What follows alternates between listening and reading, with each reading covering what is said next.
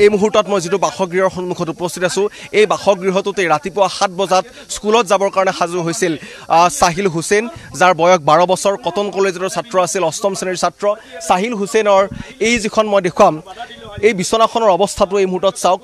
বিছনা বুলিবলৈ ইয়াত চিনচাপ নাই এই যিখন বিছনা ভিডিঅ জাৰ্নেলিষ্ট হেমন্ত ডেকা আছে মোৰ সৈতে দেখুৱাম আমি এই বিছনাখনত আপোনালোকে দেখিছে বিছনাৰ যিখিনি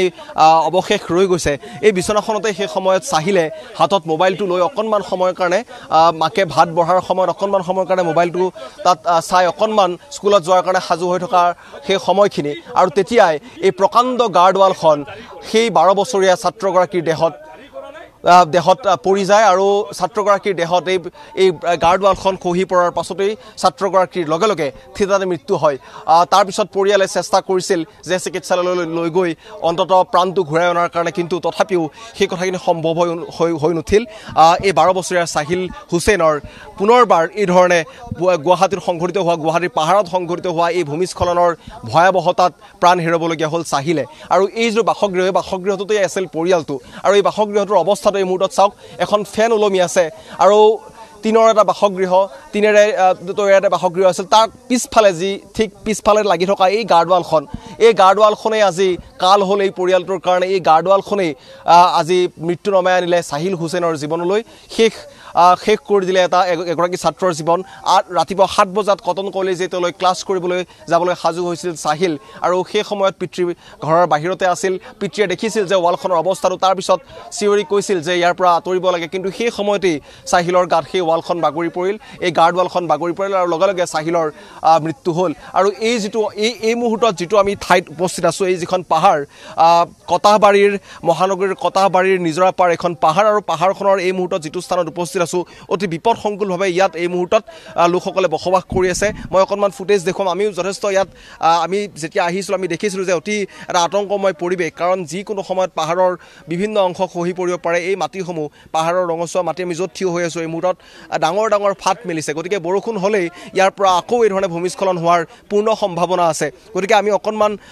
যদিও কথা পতাৰ বিশেষ পৰিৱেশ নাই তথাপিও আমি স্থানীয় লোকৰ সৈতে কথা পাতিম গোটেই ঘটনাটো কি ধৰণে সংঘটিত হৈছে ইয়াৰ দৃশ্য দেখিয়ে হয়তো অনুমান কৰিছে দৰ্শকসকলে মই আপোনাৰ ওচৰলৈ আহিছোঁ এগৰাকী ছাত্ৰ 12 বছৰ বয়স নাম সাহিল হুছেইন অষ্টম শ্ৰেণীৰ ছাত্ৰ কটন কলেজত পঢ়ে আজি ক্লাছ কৰিবলৈ যাবলৈ ওলাইছিল আৰু সেই সময়তে কিন্তু জীৱনটো শেষ হৈ গ'ল সাহিলৰ নাই এইটো খুব পৰিতাপৰ বিষয় বহুত দুখৰ বিষয় এজন মেধাৱী ছাত্ৰ এই অঞ্চলৰ পৰা আমি হেৰালোঁ দুখীয়া মানুহ পাহাৰত ঘৰ বনাইছে গতিকে ইয়াতে এই ধৰণৰ বতৰত একচুৱেলি প্ৰশাসনৰ কৰ্তব্য আছিল সাৰ্ভে কৰি ইয়াতে বিভিন্ন পাহাৰত ইতিমধ্যে ৰেড এলাৰ্ট জাৰি কৰিছে আমাৰ এই ভিতৰৰ অঞ্চলত কোনো ধৰণৰ প্ৰশাসনৰ লোক অহা নাই হয়তো ৰেড এলাৰ্ট জাৰি কৰিলে হয়তো এই অঞ্চলৰ পৰা মানুহখিনি যদি আঁতৰাই দিলেহেঁতেন এই ধৰণৰ ঘটনা নঘটিলেহেঁতেন কিন্তু এই সময়ত এতিয়াও আপোনালোকে দেখা পাইছে মাটিবিলাক জাহি আছে যিকোনো মুহূৰ্তত ইয়াতে আৰু ইয়াৰ পিছতো ইয়াতে দুৰ্ঘটনা হ'ব পাৰে তাৰ কাৰণে এটা আমাৰ আশংকা ভয় এটা ভাৱ হৈ আছে বিভিন্ন মানুহ ইয়াতে আহি আছে আমি দাবী কৰিছোঁ প্ৰশাসনৰ লোক অতি সোনকালে ইয়াতে আহক সৰজমিন তদন্ত কৰক ইয়াতে মানুহ যথেষ্ট বিভিন্ন ঠাইৰ মানুহ আহি আছে ইয়াতে যিকোনো মুহূৰ্তত দুৰ্ঘটনা ঘটিব পাৰে এই অঞ্চলৰ ৰাইজে সজাগ হওক আৰু আমি প্ৰশাসনৰ মানুহখিনিক আমি পুনৰবাৰ এই অঞ্চলৰ সচেতন ব্যক্তি হিচাপত আমি অনুৰোধ জনাওঁ ইয়াতে ফিল্ডত আহক ফিল্ডত আহি এই জায়গাখিনি কি ধৰণৰ ৰক্ষণাবেক্ষণ কৰিব পৰা যায় যাতে ইয়াৰ পৰৱৰ্তী যাতে কোনো দুৰ্ঘটনা নঘটে তাৰ কাৰণে সজাগ হওক মই অকণমান দৃশ্যটো দেখুৱাম পৰি আমি কিমান ওচৰত আছোঁ অকণমান আমি দেখুৱাম এই যিখন পাহাৰ আছে আমি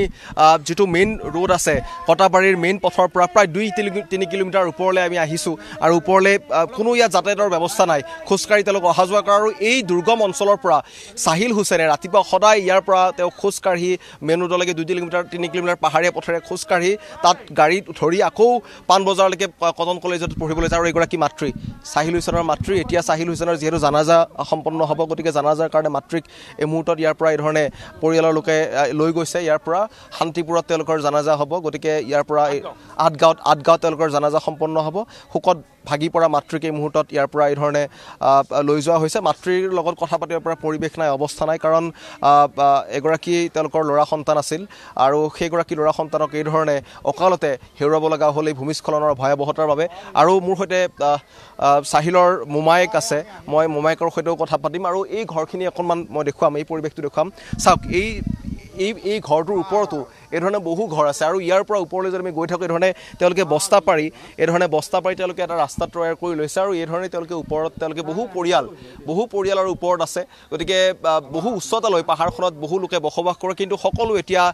অতি বিপদসংকুলভাৱে বসবাস কৰি আছে কাৰণ কোন মুহূৰ্তত কি ঘটনা সংঘটিত হয় সেয়া কোনেও ক'ব নোৱাৰে আৰু এতিয়াৰ যিটো পৰিৱেশ সেই পৰিৱেশ দেখি আমি অনুভৱ কৰিছোঁ যে যিকোনো মুহূৰ্তত ইয়াৰ পৰা মাটি খহিব পাৰে আৰু বিভিন্নজন আহিছে খবৰ ল'বৰ কাৰণে মই অকণমান চাহিলৰ মোমায়েকৰ সৈতে কথা পাতিম অকণমান আপুনি আহক এয়া চাহিলৰ মোমায়েক ৰাতিপুৱাই দুঃসংবাদটো আপোনালোকলৈ আহিল ৰাতিপুৱা 7 বজাৰ ঘটনা অকণমান হেমন্ত অতি বিপদসংকুলভাৱে আপোনালোক থাকিবলগীয়া হৈছে ওপৰত আমি দেখিছোঁ যে বহু পৰিয়াল বসবাস কৰি আছে সকলো এতিয়া আতংকত তাৰমানে মই এতে থাকোঁ কিন্তু মই যোৱাকালি নাছিলোঁ আপুনি ইয়াতে থাকে এতেই থাকোঁ কিন্তু মই নাই আজি মই মোটামুটি 15 দিন হ'ল 15 দিনৰ পৰা মই ধাৰাপুৰত কাম কৰি আছোঁ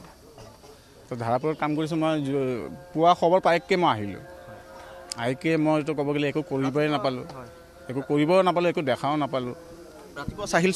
স্কুললৈ যাবলৈ ওলাইছিল মই সেয়ে শুনিছোঁ যে আছিল ঘৰত তেতিয়া পিতৃ মাতৃ দুজনেই আছিল দেউতাকে কৈছিল নেকি যে ৱালখনৰ অকণমান অৱস্থাটো বেয়া গাৰ্ড ৱালখনৰ ফাট মেলিছে এই ধৰণে কৈছিল নেকি মোক অকণমান ওচৰ চুবুৰীয়াই কৈছে যে এনেকুৱা পিতৃ নাই মই শুনিছোঁ এইটো কথা যে দেউতাকে মানে জাষ্ট আহি কেনে কৈছে যে এই ৱালখন ফাট মেলিছে পৰিব এনে কোৱাৰ মাজতে চবেই ওলাই কওঁতে পৰি গ'ল মানে 4জনী ছোৱালী আছিল ছোৱালী 4জনী ওলাই গ'ল ল'ৰাটো স্কুল যোৱাৰ কাৰণে এই বতৰটো চাই কিনে সি ভাবিলে যে অকণমান ৰখি কিনে যাওঁ বৰষুণ দি আছিল সেই ভিতৰত সি ৰৈ থাকাতে বা সি কথাটো ফিল কৰা নাই ভবা নাই যে এনেকুৱা বিপদ আহি আছে সন্মুখত বা আমাৰ ছালৰ ওপৰতে পৰিব বা আমাৰ ঘৰৰ ওপৰত বা মূৰে ওপৰত পৰিব